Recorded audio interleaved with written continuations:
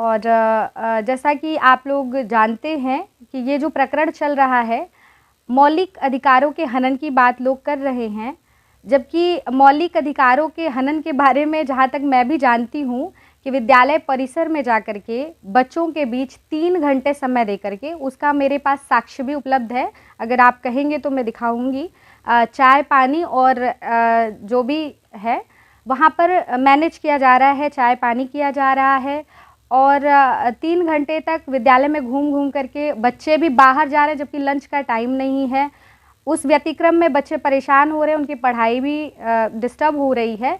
तो क्या ये मौलिक अधिकारों का हनन नहीं है? और इसमें भी कोई सक्षम अधिकारी से सूचना जो भी लेकर के, परमिशन लेकर के, अनुमति लेकर के जाया जाता है, जहाँ तक मुझे संज्ञान में है।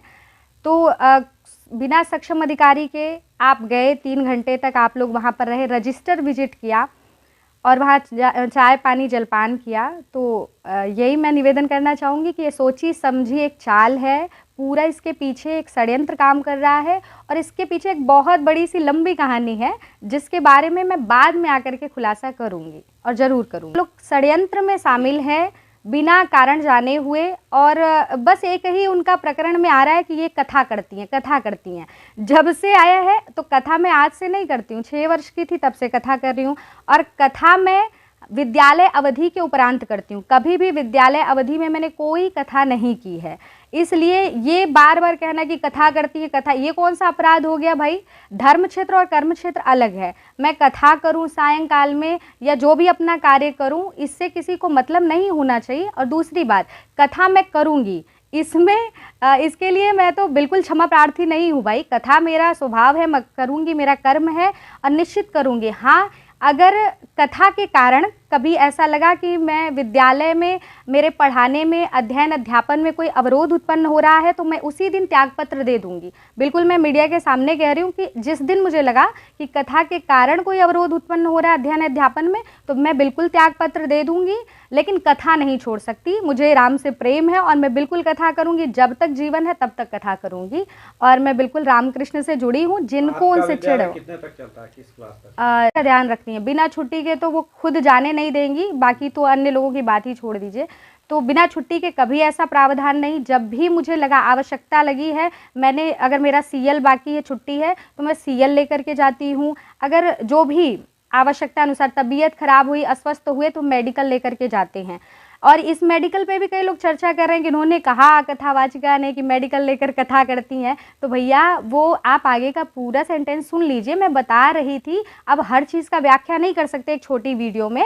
मैंने बोला था कि हाँ, मैं सीएल लेकर, मेडिकल लेकर जाती हूँ। मतलब ये है कि जैसा मानक है, जैसी जिसकी आवश्यकता होती है, बीमार होगा तो मेडिकल ही लेगा ना। कथा में कभी हम आए अस्वस्थ हो गए तो भाई मेडिकल ही लेंगे, वो तो प्रावधान है।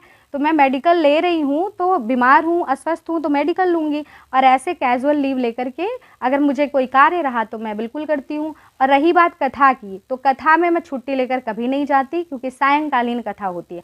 तो कथा में तो मैं कभी ऐसा हुआ ही नहीं कि विद्यालय से भाग करके कथा करूँ, क्योंकि कथा विद्यालय अवधि के बाद होती है। जी बिल्कुल, बिल्कुल एडिटेड है, क्योंकि जो भी साइन किया गया है उसमें कई बार मेरे सिग्नेचर काटे गए दूसरे खाने में, जबकि दूसरे अध्यापक के खाने में मैंने भी देखा उसको।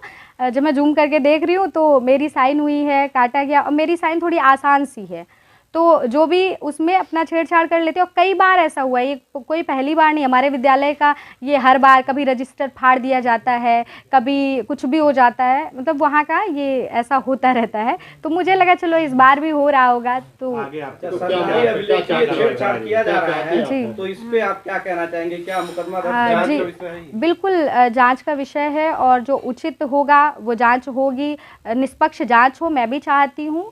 और जो भी होगा मैं बिल्कुल स्वीकार करूंगी। अगर मैं गलत पाई गई तो मैं एकदम आप सबके सामने कह रही हूँ कि अगर अध्ययन अध्यापन में मेरे कथा के वजह से कोई व्यवधान है तो मैं त्यागपत्र देने के लिए तैयार हूँ।